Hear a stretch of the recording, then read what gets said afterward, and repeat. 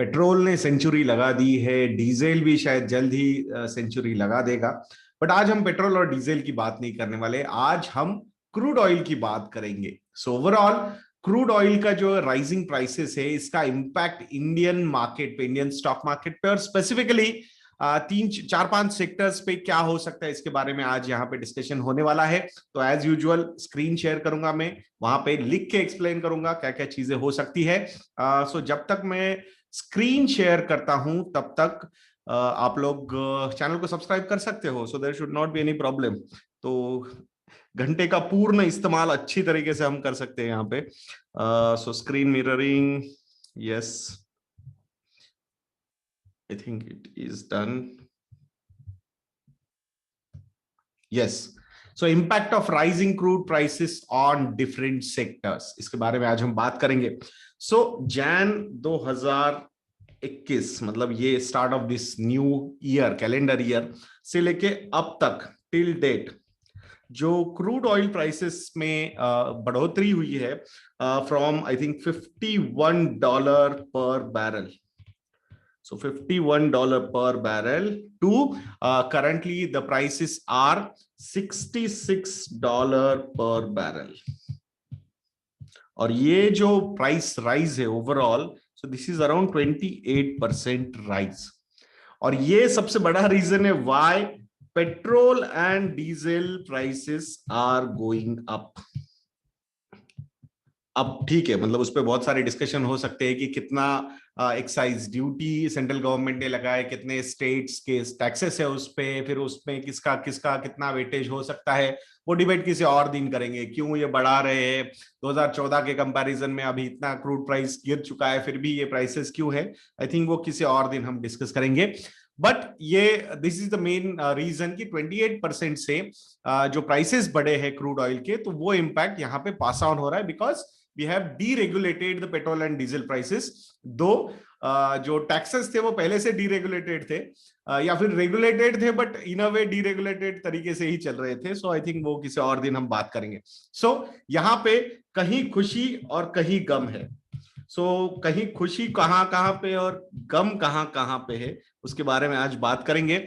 दो मतलब as an consumer of petrol and diesel तो डेफिनेटली हमारे यहाँ तो गम ही है, बट हम स्टॉक मार्केट के हिसाब से यहाँ पे बात करेंगे। तो एक ही सेक्टर है जो काफी ज्यादा खुश है राइजिंग क्रूड ऑयल प्राइसेस से, वो है ऑयल एक्सप्लोरेशन वाला जो सेक्टर है। और ऑयल एक्सप्लोरेशन में कौन से प्लेयर्स आते हैं, तो ऑयल एक्सप्लोरेशन में ओएनजीसी आता है। So ONGC is going to be very happy. Then oil India limited, OIL, oil India limited, ये कंपनी भी काफी खुश है। एंड थर्ड गेल, जो निफ्टी से बाहर हो चुका है, बट लुक्स लाइक कि ओवरऑल ये पर्टिकुलर मूव जो है क्रूड ऑयल प्राइसेस का गेल के लिए काफी पॉजिटिव हो सकता है। सो ये खुशी वाला सेक्टर है, एक ही सेक्टर है oil exploration sector. Normally as an investment point of view से it's better to avoid these sector, that's what I genuinely feel. फिर वहां पे डिबेट हो सकता है, but I think PSUs I normally try and avoid investing. There are some PSUs which are very good, but ये for this short term fluctuation it's better to avoid. So ये खुशी वाले सेक्टर हमने देख लिया। अब गम वाले सेक्टर्स कौन से हैं, तो गम किसके किसके खाते में आया है। सो उसमें फर्स्ट सेक्टर है पेंट सेक्टर। अब पेंट सेक्टर का क्रूड ऑयल का क्या रिलेशनशिप है, ये मैं आपको समझाता हूं। सो पेंट इंडस्ट्री में जो रॉ मटेरियल लगता है, उसमें से 50-60% का रॉ मटेरियल, 50-60% जो रॉ मटेरियल लगता है वो है क्रूड एंड क्रूड डेरिवेटिव्स, मतलब क्रूड से बने हुए अलग अलग जो मटेरियल्स है वो यूज करते हैं। So crude and crude derivatives are 50-60% of the total raw material cost. Example में अगर हम बात करते हैं, 100 रुपए का 100 रुपीज के टोटल रॉ मटेरियल अगर पेंट एक कंपनी को लगते हैं, उसमें से 60 रुपए के material crude and crude related थे। अब यहां पे अगर 28% की बढ़ोतरी होती है, सो इमीडिएटली ये जो 60 रुपए का जो एक्सपेंस है वो अराउंड 77-78 रुपीज तक बढ़ जाता है। अब ये क्या करेगा, ये सीधा इंपैक्ट करेगा इनके ऑपरेटिंग प्रॉफिट्स पे। और इसीलिए अगर ये जो प्राइसेस है क्रूड के ये सस्टेन्ड इसी लेवल पे रहे, so then the operating profit margins are going to go down for these companies, and that's why ये जो निगेटिव रिएक्शन हम मार्केट में देख रहे हैं पेंट इंडस्ट्री के लिए, this is the main reason now. So ये क्रूड का जो इम्पैक्ट है, क्रूड प्राइस हाइक का जो इम्पैक्ट है, राइज का जो इम्पैक्ट है, ये बहुत ज्यादा है इस पर्टिकुलर सेक्टर पे। अब सेम इम्पैक्ट जो है, कैलकुलेशन सेम रहेंगे बट इंडस्ट्री अलग हो जाती है। तो यहाँ पे टायर कंपनीज के बारे में अगर हम बात करते हैं या फिर टायर सेक्टर के बारे में अगर हम बात करते हैं, तो यहाँ पे भी जो रॉ मटेरियल का कॉस्ट है, जो टोटल रॉ मटेरियल में से 50% रॉ मटेरियल जो लगता है इस इंडस्ट्री को, ये भी क्रूड एंड क्रूड डेरिवेटिव्स का ही लगता है। सो यहां पे भी वो इंपैक्ट होगा, मतलब 50 रुपए का जो एक्सपेंस था वो अराउंड 64 टू 65 रुपीज हो जाएगा। और ये क्या करेगा, ये भी ऑपरेटिंग प्रॉफिट मार्जिन को नीचे लाएगा। सो इट मींस वहां पे इंपैक्ट प्रॉफिटेबिलिटी पे होगा ही होगा, एंड दैट्स व्हाई इस पे भी एक प्रेशर आने वाले समय में बन सकता है। तीसरी जो कंपनीज है वो है ऑयल मार्केटिंग कंपनीज। अब डिबेट ये है कि पेट्रोल और डीजल के प्राइसेस तो बढ़ा दिए गए हैं, डीरेगुलेट हो चुके हैं ये दोनों चीजें, बट वहां जिस तरीके से मीडिया कवरेज चल रहा है इस चीज का, तो मुझे लगता है कि ये जो चीज है, ये प्राइस हाइक वाला जो सिनारियो है, I don't feel it is going to be a long term phenomena.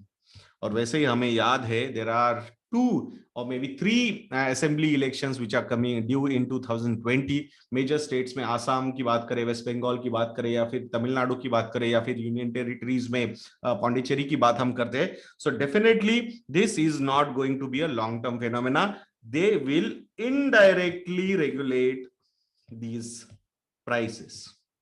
और मे बी दूसरा रीजन ये भी हो सकता है कि government of India wants to take these fuel, petrol and diesel taxes under GST, तो ये इनडायरेक्ट प्रेशर क्रिएट किया जा रहा है ऑन स्टेट गवर्नमेंट्स आल्सो।